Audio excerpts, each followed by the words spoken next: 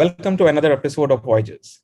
Voyages is a podcast where I, Gaurav, speak to successful business and technology leaders to share their journey with everyone. Our next guest on the podcast is Mr. Vishal Mahajan.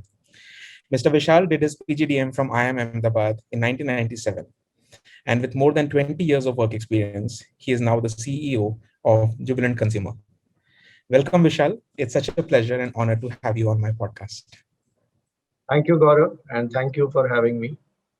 Fantastic.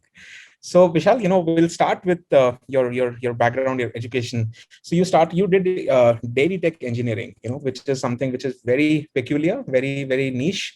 So what made you pick up such a relatively niche stream in your education days? Well, yeah, interesting question, Gaurav. I mean, I'm not asked this very often, so I'd love to answer it. So, a lot of things in life, as you know, happen by chance.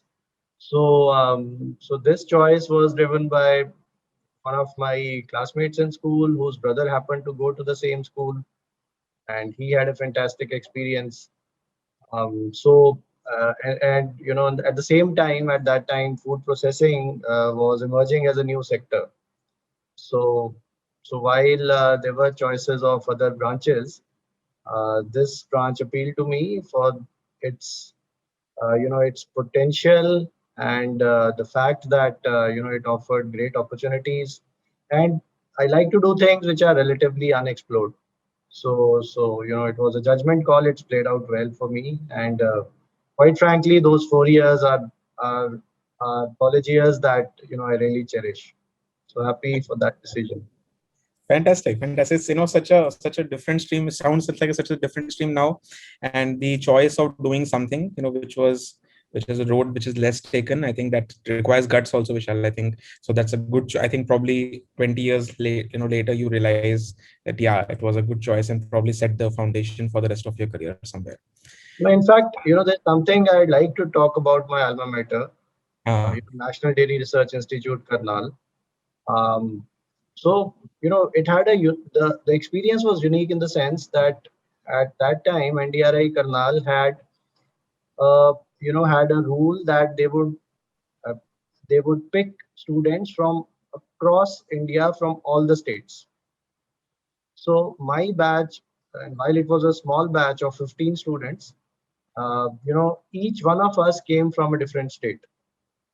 So that was my first experience with diversity and wow. how it can add value, to your perspectives.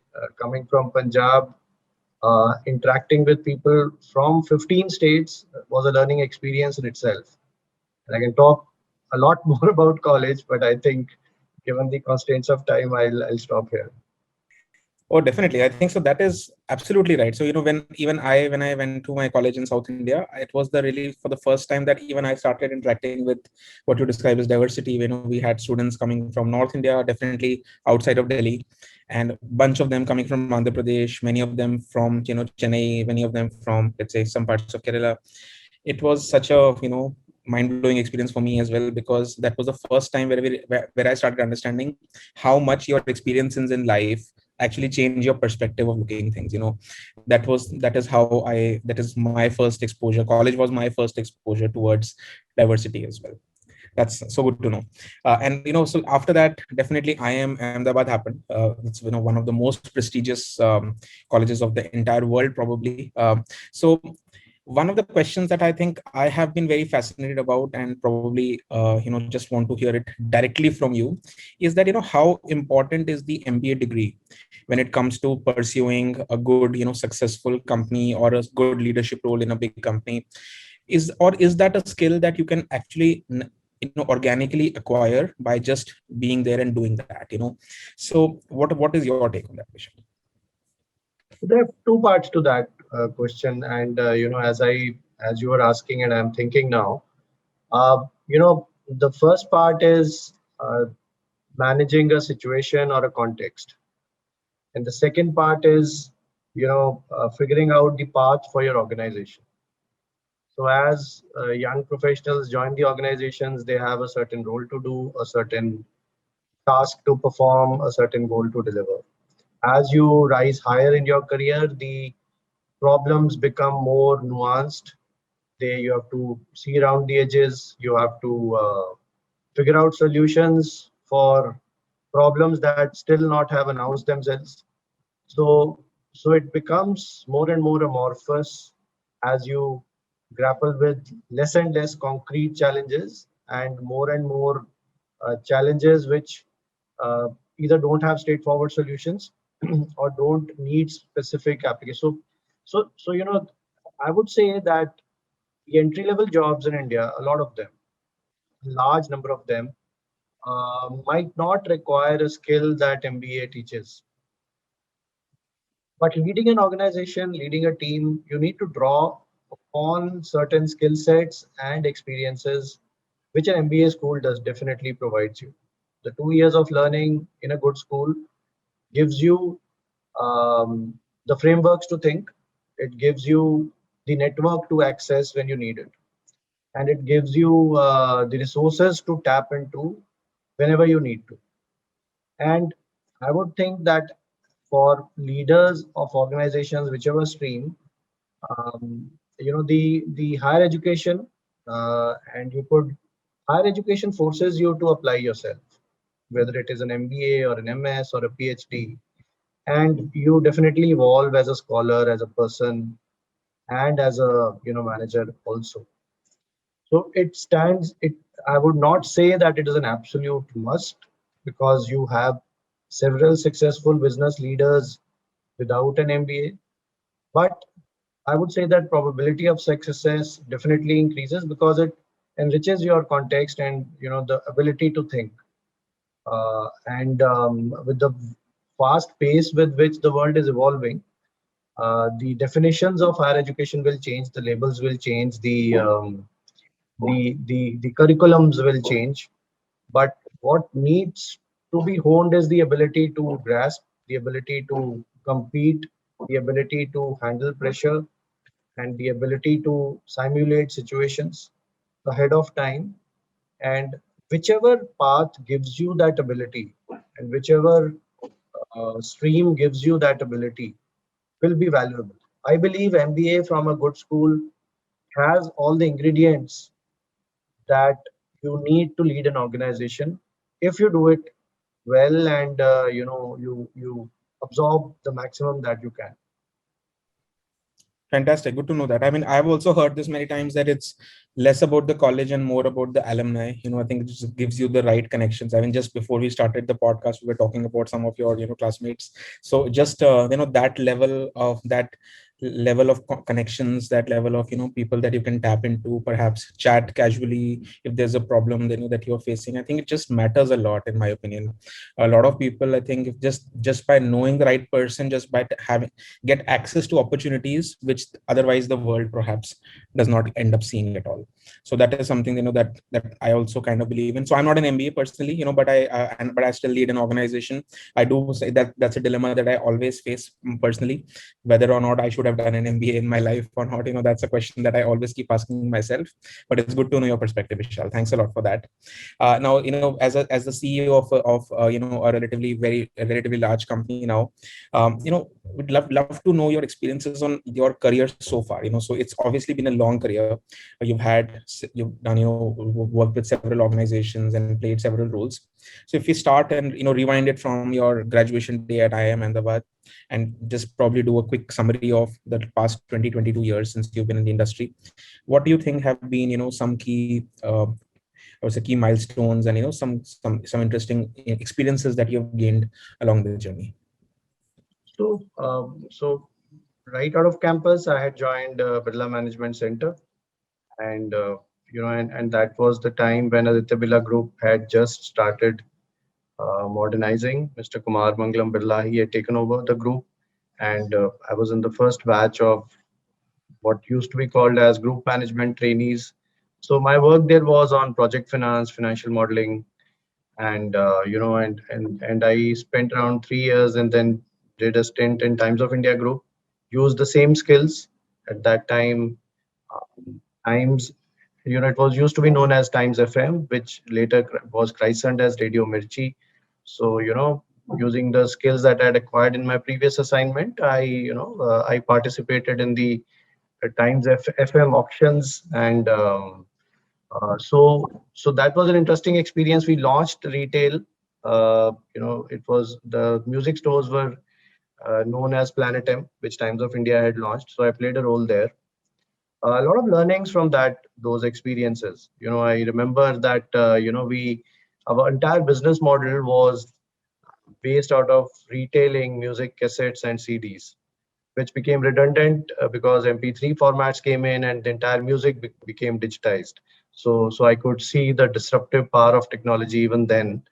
Uh, and knowing that, then I moved on to what used to be known as Reliance Infocom, which later became Reliance Communications. I did some work in the area of video conferencing and with chatting over Zoom, incidentally. And way back in 2006 and 2005, incident actually, we actually pioneered video conferencing in India. So those were the days when broadband access was very limited, and the PCs with a good configuration, they were very limited. So there was a business case for having people walk into the stores for having a chat like this.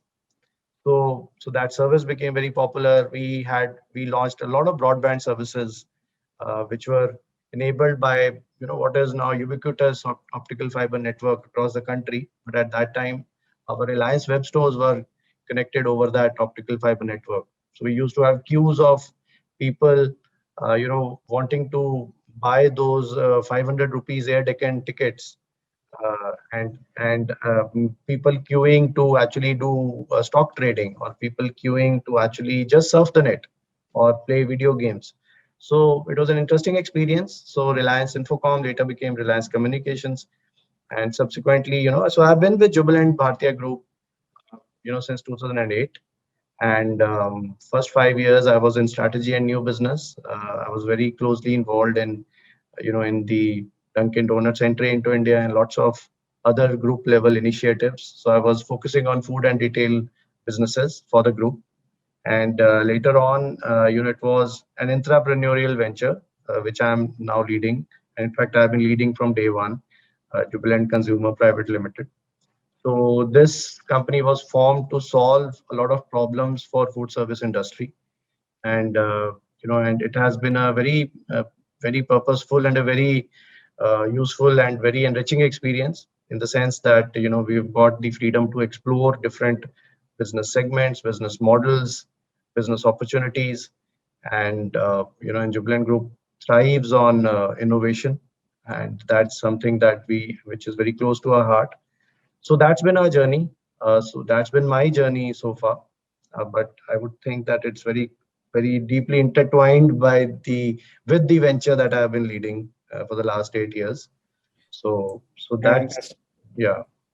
Fantastic. That's such a fascinating story, Vishal. So when we start, just by talking to you, I'm able to recall those 2007, 2008 days, the Geo stores the Reliance stores that you talk about, people queuing up and so on. And so like just so fascinating how technology starts to show up, the power, then just everybody realizes that, yeah, this is the next big wave, and then everybody just becomes ubiquitous, so just becomes just shows up everywhere. I really remember the times very fondly myself, when being a part of those queues.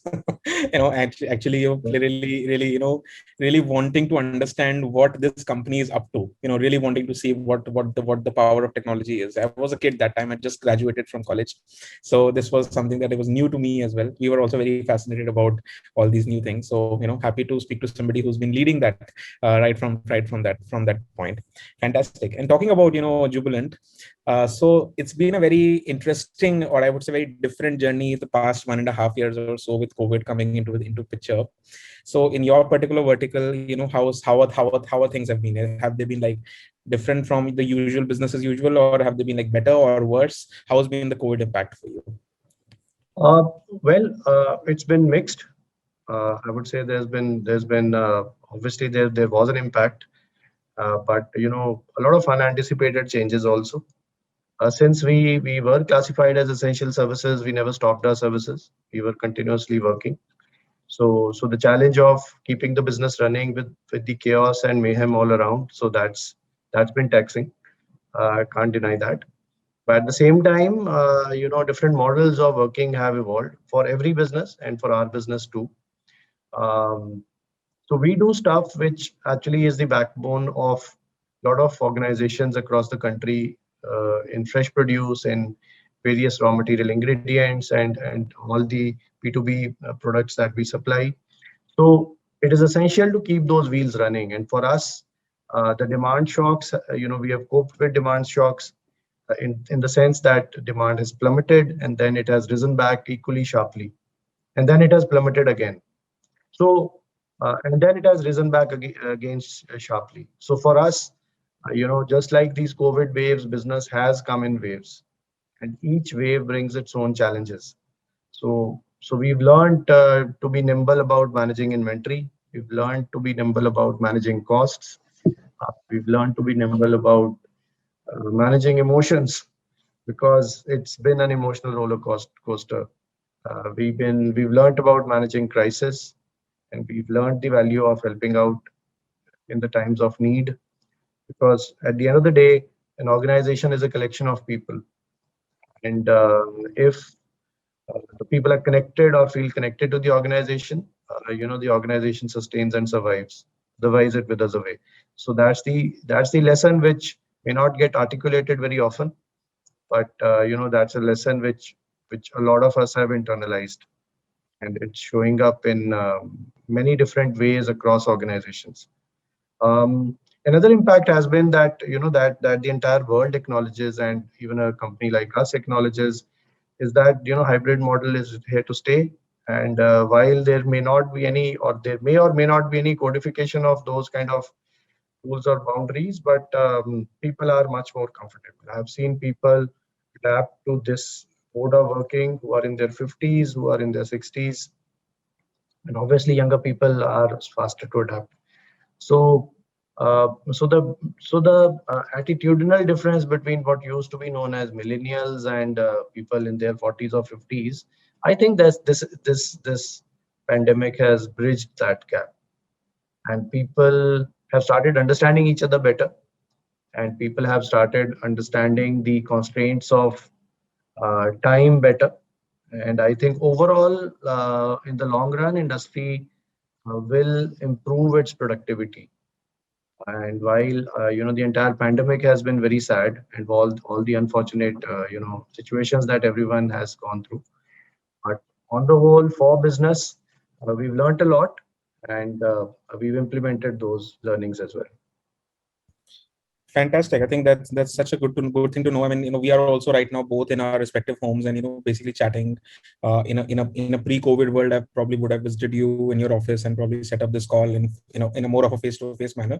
But just goes to show how comfortable we are right now. We don't see this to be a bottleneck for our communication. We just it's just coming more natural to us. In fact, it just also gives us a lot of time because I don't have to travel. You don't have to travel, and provided that business is going well. I don't think that even the other people in your management team and the other people in the Jubilant Bharti group will bother that much. I think that's how it's been for us. As a founder myself, if my team is happy, my team is productive, they're getting the job done, frankly, their physical location is the last of my concern. At least that's how I've started thinking now. With a long work from home tenure now, it's been 1.5 years. It just feels so like yesterday when we just decided to abruptly shut down the office because of the pandemic hitting so hard. But yes, I think it's been a good change. I think it's been a change which is going to take the whole world forward, because physical distances will not matter. Business can happen across geographies. People will be less and less worried about meeting somebody in person before they start trusting that person. Those kind of things I think have really started to I think change in the broad schemes. But yeah, having said all that, I still feel that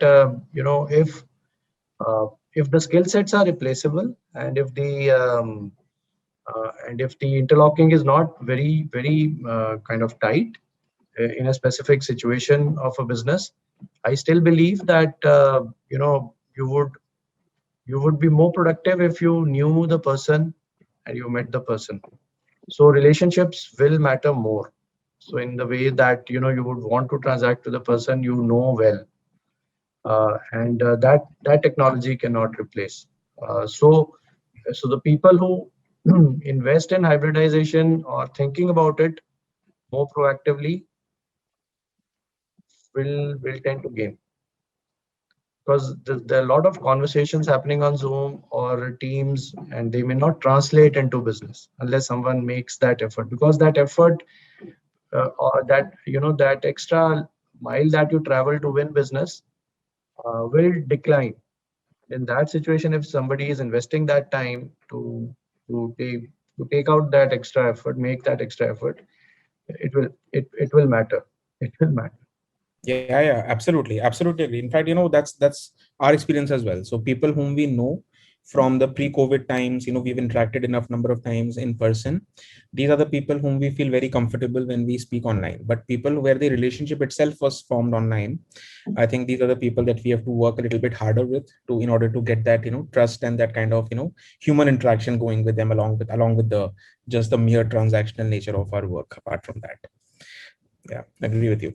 Now, Vishal, what about what do you think about, so you are in a position where your decisions, your leadership skills can pretty much change the course of what the company is doing, and what the company is essentially churns out, what exactly is the the outcome of the company. So in your opinion, what do you think is the significance of learning to take these big impactful decisions as a relatively founder of a smaller company? I understand that my decisions also change the course of the company quite a lot, but in your case, it's I think the impact is much bigger. So how does what do you think about it? How does decision making work at your level? What all do you consider when you make such big decisions?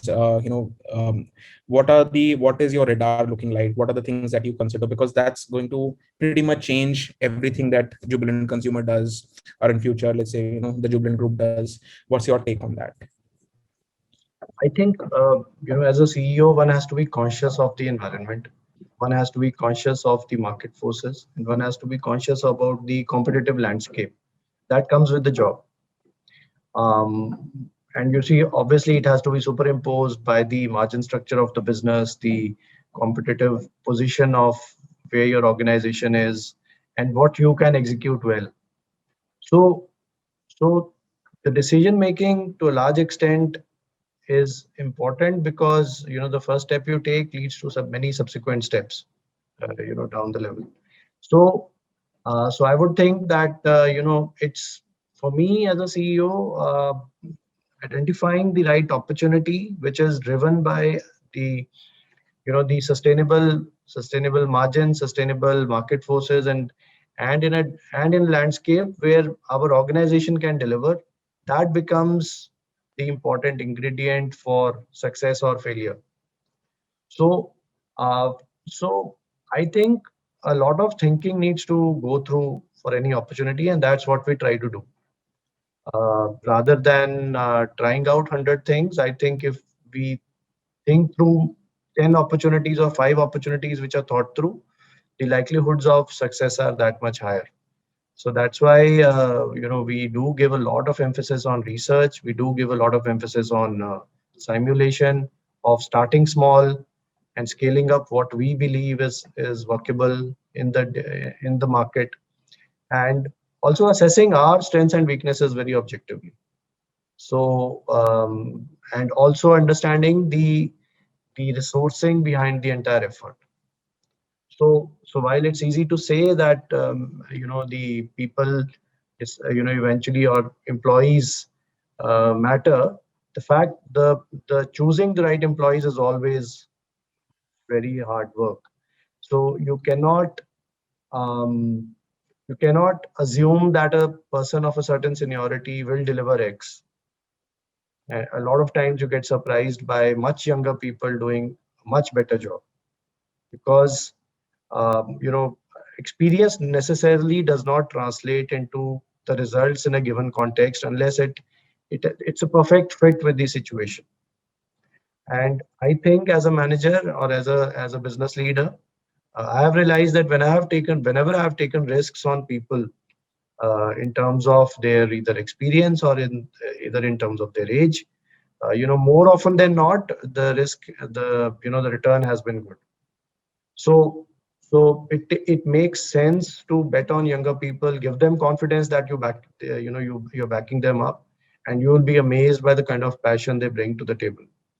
So I would think that, okay, so just to if there was some, if I were to summarize this, so being aware of the environment in the market, being aware of the competitive pressures and the forces which shape your industry and your company, and being aware of your strengths and limitations, and then delivering on that.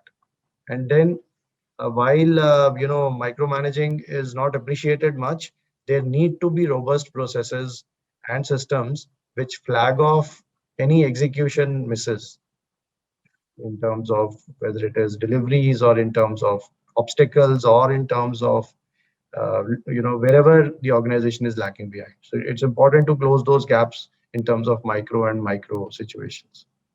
Fantastic. Well said. I think I totally agree about this whole passion for younger people. I think passion is one thing, Vishal. What I have also experienced personally is energy. Just how much they are capable of doing, if given channelized the right way. I think that's also taken me by surprise. We also have a very young team of, people working with us, and the energy levels also seem to be like just out of the roof. I mean, all really, but what I have in my experience, I've also seen is that the energy needs to be channelized. Just have to send them along the right direction, and everything is then taken care of. That is something that even I've experienced. It's fantastic. Vishal, one question that I find very fascinating, and I think I'm sure a lot of people also think about it, is that what does the CEO do on a day-to-day basis? So we always know about people who, for example, we know what a software developer does, we know what a designer does, we know what a doctor does, but what does a CEO do on a day-to-day basis? Well, as that's a very good question. It's forcing me to think what I do on a daily basis. Yeah. Um, I think before I answer your question, I'm trying to think back, because I have spent a lot of time with much more successful CEOs of much larger companies. So, so when I look back, or think about my younger days, I remember working very closely with the Tata Group CEO. I was assigned from Aditya Birla Group to work with Tata Group. So, so I remember that CEOs of very large companies have to, by virtue of their position, spend a lot of time um, strategizing and looking around for new businesses. It also depends on the kind of business cycle that a CEO faces. So if you're in a high growth phase, the a day of a CEO will be different. If you're in a COVID kind of a situation, the day of a CEO will be different. So what I'm trying to say is that CEO's job is defined so 50% of the CEO's job is defined by the times that we are in, and 50% is something that you can shape on your own. So for me, my days have changed from the time that we started to now. And a large part of what we believe in the popular narrative is that CEOs can control a lot of things. The fact is that you can influence a lot of things, but you cannot control a lot of things. So that's what makes that job that much harder, because you need to continuously think what you can influence. You have to continuously set the agenda with the changing times, and then depending on the outcomes, you need to again course correct and go forward.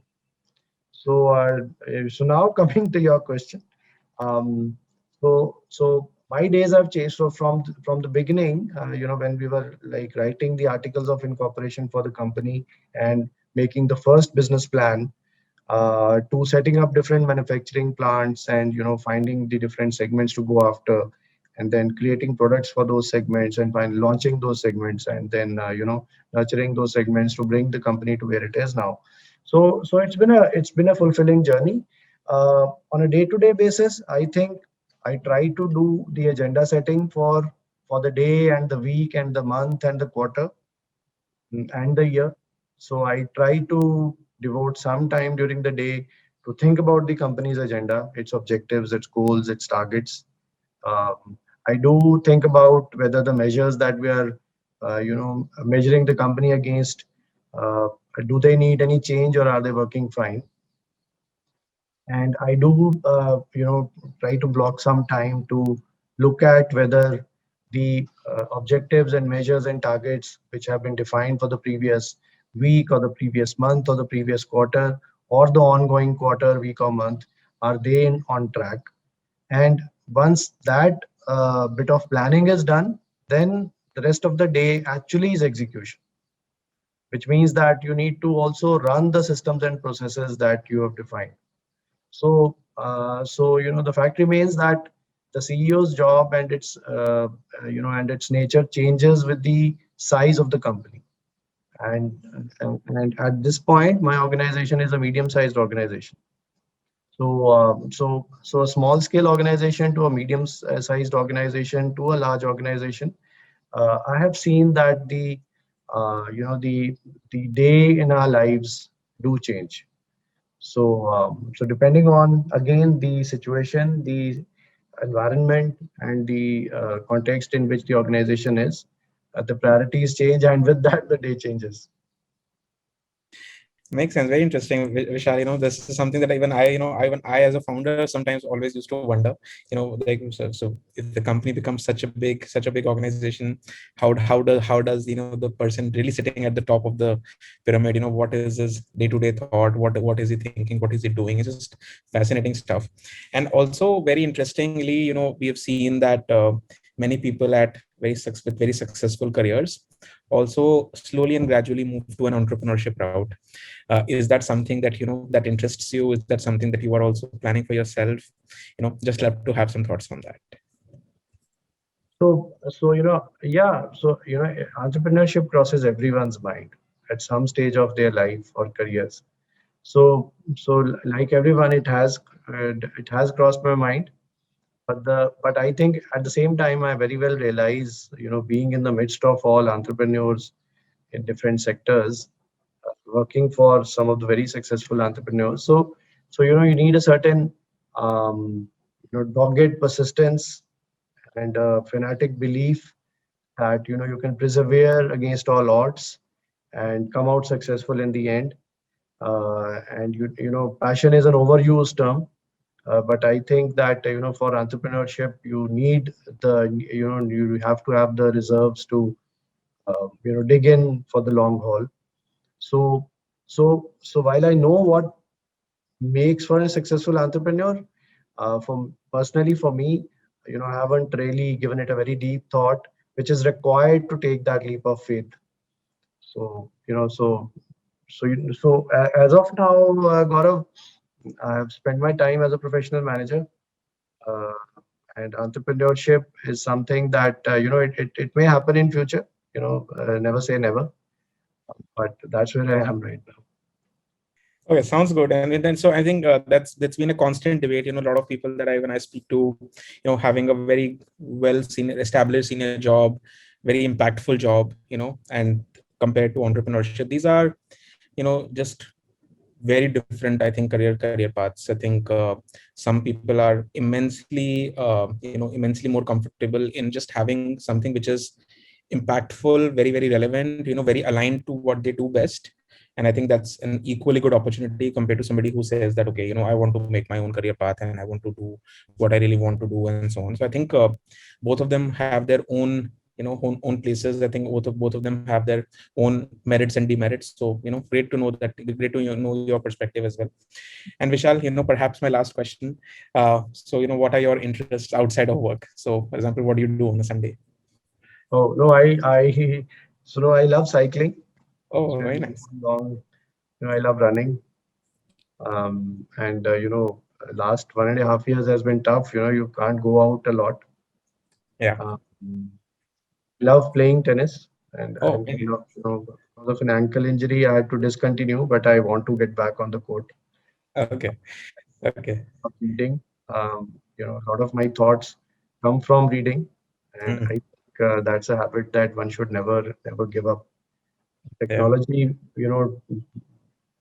attracts you like a moth to a lot of various ways in which your time can be consumed if Yeah, yeah, you can actually pick up a book and stay with it and finish it, and do a book or read a book, even if it's one a month.